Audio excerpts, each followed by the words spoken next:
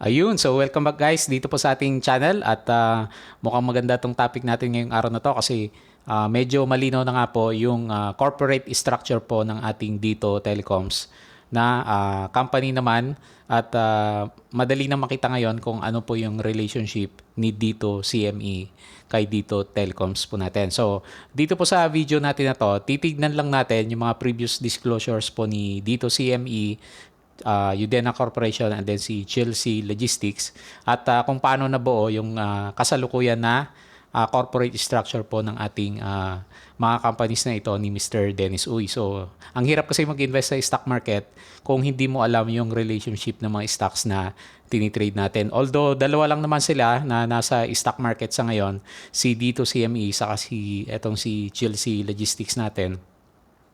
Ang mahirap kasi sa kanila, nagbabago yung percentage na hawak nila kay Dito Telecoms naman natin. Okay po, so tignan natin dito sa video na to yung kanilang final structure and then sequence of events ng mga nangyari na po sa kanila.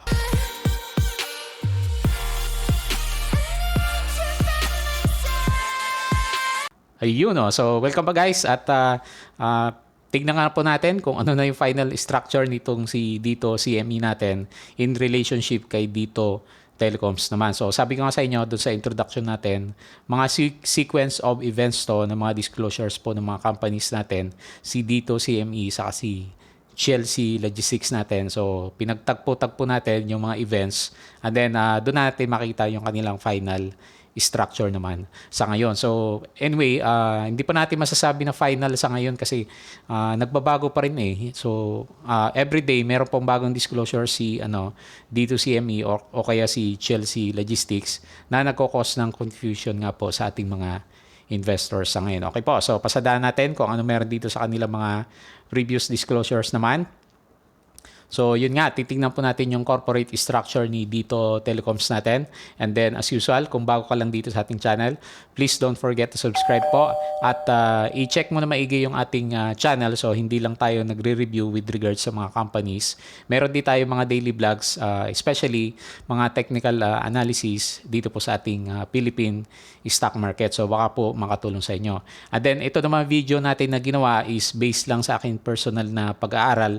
So sabi ko nga lagi sa mga videos, due diligence din sa inyong part. So, konting analysis, konting research din, idagdag nyo po dito sa mga nababanggit natin. Kasi baka minsan meron tayong mali na nasabi. So, makokorek yan kung dadagdagan nyo ng mga information na nahahanap naman. So, tingnan natin kung ano pong meron dito sa ating corporate structure at yung mga sequence of events na nangyari previously kay Dito Telecoms po natin. So, mag-umpisa tayo dito sa kanilang assembly meeting noong December 2019. So, etong si Dito CME, merong nilabas na disclosure. So, yun nga yung medyo takot na takot tayo noon, di ba? So, yung kanyang authorized capital stock noon is around 2.8 billion lang. And then suddenly, mag-i-increase siya papuntang 40 billion common shares at a par value of 1 peso. So, nung una, ang daming nalito dito, di ba? So, akala natin pupunta sa 1 peso yung price ni Dito CME, which is hindi na ngayon yung case niya, di ba? So, kasi mag-i-increase ng authorized capital stock itong si Dito CME. So, ang purpose naman niya during that time, ang sabi niya, to ensure the corporation has sufficient capital stock in order to successfully inject interest in Dito Telecom Unity. So during this time, akala natin meron ng relationship itong si Dito CME tsaka si Dito Telecoms. Pero yung totoo pala is wala pa silang relationship during this time kasi mag-i-increase nga siya ng kanyang authorized capital stock up to 40 billion shares para makabili siya ng shares dito kay Dito Telecoms naman natin. So next. And then, meron siyang plan dito, December 2019, assembly meeting din siya.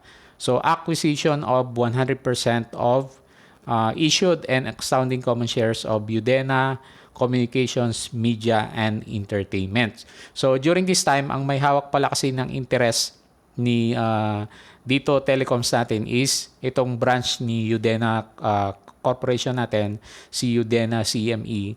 So which is, alam na natin sa ngayon, meron siyang 35% stake kay Dito Telecoms natin.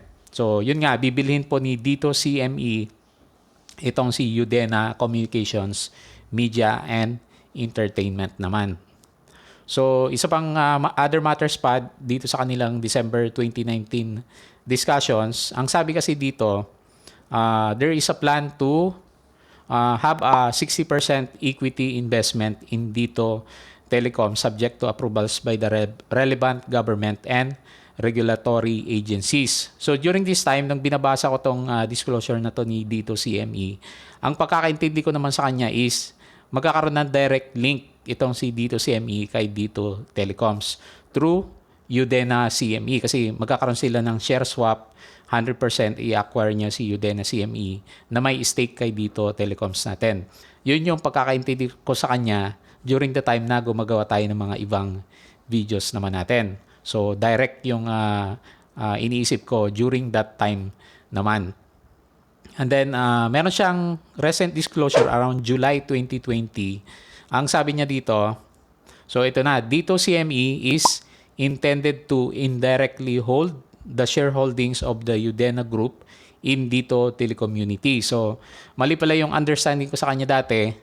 Ang gagawin pala nitong si Dito CME, Dito CME will indirectly hold shareholdings of Dito Telecoms naman. So, hindi po siya direct na magli-link kay Dito Telecoms natin. So, pag sinabi mo kasing direct, antemano, nandito si Dito CME, sa ibaba niya is si Dito Telecoms. Pero dito sa disclosure na to, malinaw na sinabi niya, magiging indirect nga po ni Dito CME si Dito Telecoms natin. Ayan. So during this time, tignan natin kung ano yung talagang structure ni Dito CME papunta kay Dito Telecoms naman as of July 2020 na assembly meeting sila.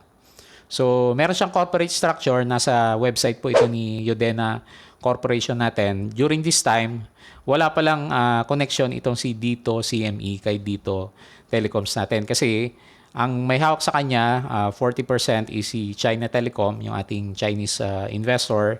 Si Chelsea Logistics, meron siyang 25% kay Dito Telecoms.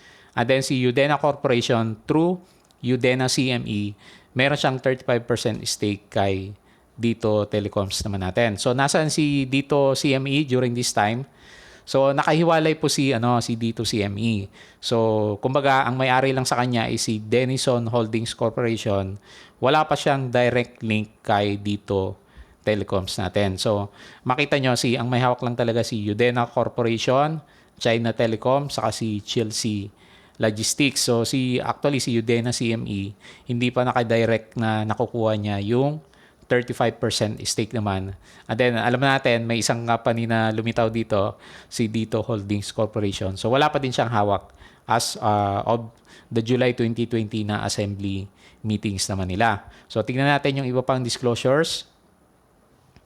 So, merong disclosure si Chelsea Logistics around June 2020 naman. Meron siyang minention na isang company, si Dito Holdings Corporation. So, ang sabi niya, meron siyang 41.67% ownership in Dito Holdings Corporation or DHC naman. So, hindi pa natin pansin to during, actually around October, hindi pa natin pansin tong Dito Holdings Corporation na to. So, nandun na pala siya sa report ni Chelsea Logistics around June 2020 naman.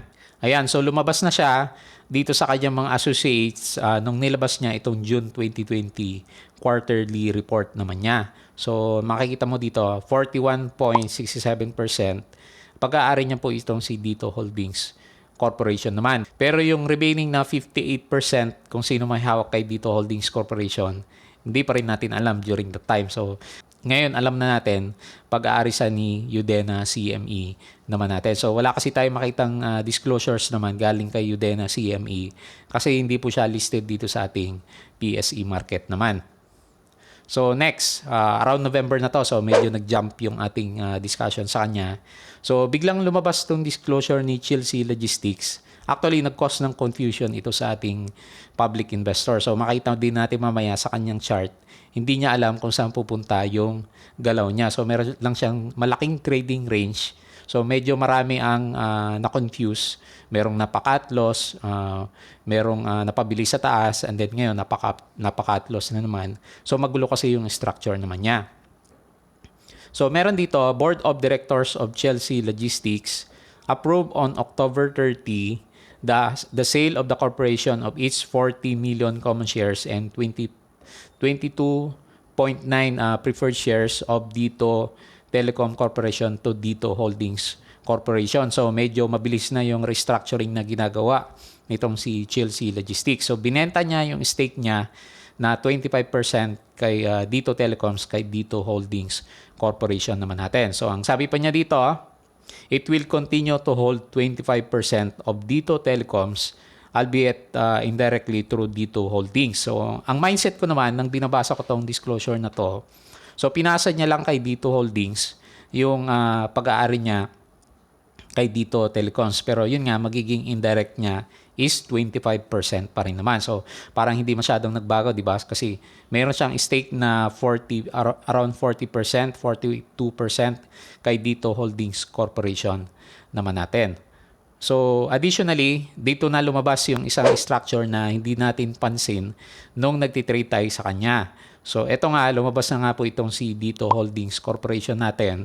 So at ang sinabi na niya dito natin nalaman, ang major stockholders po niya ay si Chelsea Logistics at saka si Udena Communications, Media and Entertainment or UCME naman natin. Ayan, so meron nang lumabas itong si Dito Holdings Corporation naman natin. So, ang sabi pa niya dito, Chelsea Logistics will continue to own 25% of Dito Telecommunity Corporation, albeit indirectly through Dito Holdings Corporation. So kung may hawak ka na Chelsea Logistics, medyo okay lang kasi 25% pa rin naman yung indirect ownership niya kay Dito Telecoms natin through Dito Holdings Corporation, di ba? So walang nabago. Binenta niya lang yung kanyang stake kay Dito Holdings Corporation. So lumalabas, ito yung bago nating corporate structure. So under ni Udena Corporation, ang may hawak kay Dito Holdings, so may release na si Chelsea kasi, 58% is si Udena CME, 42% is si Chelsea Logistics. So ngayon, si Dito Holdings Corporation ang hahawak or intended na hahawak ng 60% po kay Dito Telecoms natin. So yun na yung gusto nilang palabasin nung nilabas po nila yung disclosure na eto nga si Dito Holdings ang hahawak majority ng shares ni Dito Telecoms natin. So indirect na ngayon si Chelsea Logistics at saka yung isa naman is Udena CME for a total of 100% ownership kay Dito Holdings Corporation natin. Ayan. So sana nasusundan nyo po yung mga sequence of events natin kung paano niya binuo at pinagsama-sama yung kanyang mga companies naman. So ituloy po natin. So around December 10, naglabas ng disclosure itong si Dito CME Holdings. So dito natin nakita na i-acquire na po ni Dito CME itong si Udena CME. So magkakaroon sila ng share swap agreement. So magbibigay itong si Dito CME natin ng 11.2 billion shares at nasa range pa, 6 pesos to 6.9 pesos per share. So meron ding galaw ito sa ating market kasi range po yung binigay niya at hindi naman nakalagay yung exact na value niya. So, dinidetermine pa yata during this time kung ano yung fair value ng share swap agreement na gagawin naman nila. Ayan. So, yun yung mga notable nung sumunod na papasok na ngayon itong si Dito CME. Magkakaroon na siya ng indirect ownership kay Dito Telecoms naman natin. So, around November 10, so, finalize na niya yung kanyang presyo. So, sabi niya, 6.11 peso naman. Pero ang medyo bumulaga sa mga investors po ni Chelsea Logistics, meron na naman nagbago sa kanilang disclosures. So, ang sabi dito, yung naka-highlight na lang natin, ang Udena Communications, Media Entertainment or UCME, yung kanyang stake kay Dito Holdings Corporation na dating 58%, magiging 89% na. So, biglang ng bago, di ba? So, dinamihan niya yung stake niya kay Dito Holdings Corporation na naman. So, may bago na naman nangyari. So, anong nangyari kay Chelsea Logistics? So, most likely, bababa yung stake ni Chelsea Logistics kay Dito Holdings Corporation. So, nakita nyo kanina, di ba? Nung tinignan natin, 58% si Udena CME, 42% si Chelsea Logistics naman natin. So, ang mangyari niyan, 89% na si Udena CME, magiging 11% na lang po si Chelsea Logistics naman natin. So, and then, dinisclose din niya nung nagkabentahan pala during that time na nagkaroon ng share swap agreement from GLC Logistics and then Dito Holdings Corporation. Ang price po niya is 12.474 pesos. So medyo mahal, 'di ba, as compared sa current price niya. Ang problema nga lang dito, okay na sana 'yan eh. So during that time, okay siya kasi 25% yung stake niya kay Dito Telecoms natin indirectly, or 42% yung hawak niya kay Dito Holdings. So okay lang sana 'yan. Pero ang nangyari nga, lumabas dito sa kanyang disclosure, i-highlight natin. So yung naka-highlight natin dito, yung stake naman ngayon ni Chelsea Logistics in Dito Holdings Corporation, magdi-decrease na siya. So magiging 42% to 11%. Ayan, so hindi natin alam kung okay ba yung ganyang structure. Mabibigla na lang yung ating mga investors doon sa mga restructuring po na ginagawa. Doon sa restructuring po na ginagawa ni Mr. Dennis Uy sa kanyang mga company. So, nung una kasi malaki yung stake niya. So, kampante yung mga investors natin sa kanya. Then suddenly, i-decrease naman niya. So, hindi natin alam yung logical reason kung bakit nila ginawa. Pero naka-disclose yan. So, yan na po yung magiging bagong structure po ng ating mga corporations naman. So, in finality, ano ngayon yung current status ni Dito CME kay Dito Telecoms naman natin? So, ito na po siya. So, makita mo dito, so ma-acquire ni Dito CME itong si Udena CME at ang stake niya kay Dito Holdings Corporation is 89% na. Samantalang itong si Chelsea Logistics, di ba dati 42%, sabi natin, marireduce na siya at magiging 11% na lang yung stake naman niya kay Dito Holdings Corporation. So, kung i-multiply mo yung 60% at saka 89% na hawak ni Dito CME, halos equivalent na po niyan is nasa 53% na po yung hawak nitong si Dito CME kay Dito Telecoms naman natin. Samantalang si Chelsea Logistics, since na-reduce na yung hawak niya kay Dito Holdings Corporation, approximately nasa 7% na lang yung hawak niya kay Dito Telecoms natin. So, ang medyo apektado dito sa mga share swap agreement natin is yung stake po ni Chelsea Logistics naman. So, yun yung aalamin natin sa mga susunod na araw kung anong epekto ng organizational change na to para sa structure po ni Dito Telecoms natin. So, di ba nung una sabi natin si Dito CME, ang talagang target niya is 60% mag-i-indirectly holder siya ni Dito Telecoms naman natin. So, yun po yung naunang disclosures nila around December 2019. So, saan mapupunta sa picture in the future itong si Chelsea Logistics natin? So, nasa development pa rin po ng corporate structure na ginagawa ni Mr. Dennis Uy. So, ang pinoproblema kasi natin dito, yung mga nag-invest kay Chelsea Logistics para kay Dito Telecoms naman kasi alam nila, dati malaki po yung hawak ni Chelsea Logistics and then suddenly, through share swap agreement, mawawala na siya. So ano yung implication doon sa ating mga investors naman? Anyway, sa ngayon, ito po yung kanilang final structure. So, sana mas malinaw pa for the coming few days kung ano yung magiging finality. Ito na ba talaga yung final na structure po ni Dito CME with regards kay Dito Telecoms kasama na si Chelsea Logistics naman natin. Okay po, so tingnan natin yung kanilang charts, yung epekto ng mga news na mga sinabi natin sa kanilang mga disclosures naman. So, ito po yung chart ngayon ni Dito Telecoms natin habang ginagawa natin itong video natin. Makikita mo, during the time na mag-release ng mga maraming disclosures itong si Dito CME natin, itong mga tatlong red candles dito na makikita mo dyan, dyan na yung time na nalaman na natin na hindi pa pala nagkakaroon ng indirect interest itong si Dito CME kay Dito Telecoms. Kaya ang ginawa ng ating mga investors, binenta yung kanilang mga stake, nagkaroon ng takutan sa kanya. So nagkaroon ng biglang price drop dito na medyo malaki-laki. Pero at the end of the day, biglang binawi din. And then saka na lang natin nalaman na nagbago na nga yung kanilang structure. Meron na nga stake itong si Dito CME. So, ang ginawa naman ng ating Security and Exchange Commission, pinahold muna yung trading ni Dito CME. Kasi nga, putol-putol po yung pagbibigay niya ng information. So, hindi kasi maganda yun sa mga investors. Makita mo dito sa chart, pabago-bago po yung direction ng ating market sa kanya. So, maraming napapakatlos dyan, maraming nagbabago yung isip. In a span of a few days lang, ang laki po ng galawan ng chart ni Dito CME natin. Ayan. So, hindi pa natin alam kung kailan siya bubuksan. Pero alam natin na since majority is hawak na niya si Dito Telecoms natin, yung sentiment is mag-shift toward dito sa ating Dito CME naman.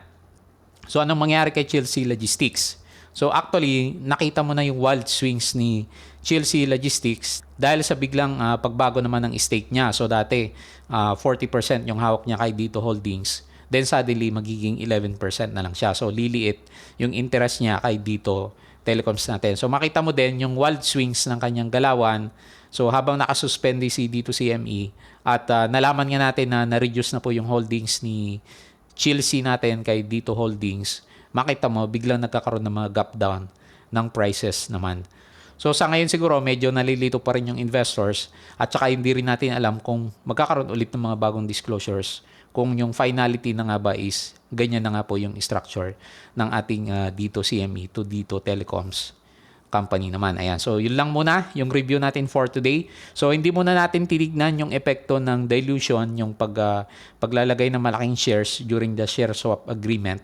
Yun na lang po yung pag-usapan natin sa ating next videos naman. So sana makatulong po ito para sa information na available naman nasa PSE Edge at saka disclosures po ni Udena Corporation natin para sa kanya Dito Telecoms na company. Okay po, maraming salamat ulit sa inyong panunod at pakikinig. At bago tayo mag-close, please don't forget to subscribe dito sa ating Palawi Trader na YouTube channel, dito sa ating Twitter account, and then lately yung ating Patreon account para sa mga gustong sumabay sa ating mga trades naman. So meron tayong community para sa mga kasama po natin na aspiring traders or nag-uumpisa pero medyo nalilito pa.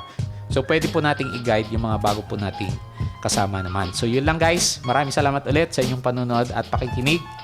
See you in my next trading vlog.